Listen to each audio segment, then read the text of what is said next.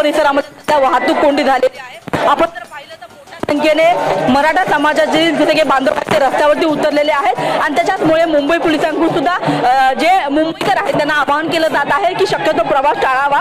मात्र आपण या ठिकाणी पाहत आहोत की सर्व वयोगटातील आपल्याला मराठा बांधव आपल्याला या ठिकाणी पाहायला मिळतात। मोठ्या संख्येने या ठिकाणी तरुणांचा सहभाग या मराठा आंदोलनामध्ये आहे। त्याच्यासोबतच अनेक ठिकाणी आपल्याला महिला देखील या ठिकाणी पाहायला मिळत आहेत। आपण जर बघितलं तर वयस्कर माणसापासून ते तरुण मुलांपर्यंत प्रत्येक वयोगटातील मराठा बांधव या ठिकाणी जमलेला आहे।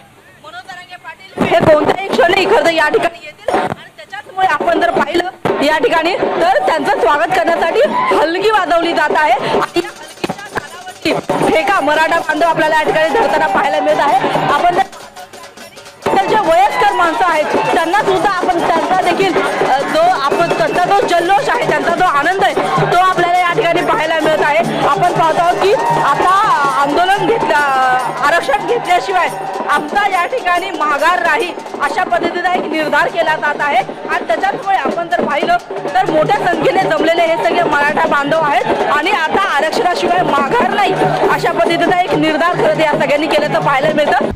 आता isakal.com आहे देशातील नंबर 1 ची मराठी न्यूज वेबसाईट। प्रत्येक अपडेटसाठी isakal.com ला नक्की भेट द्या।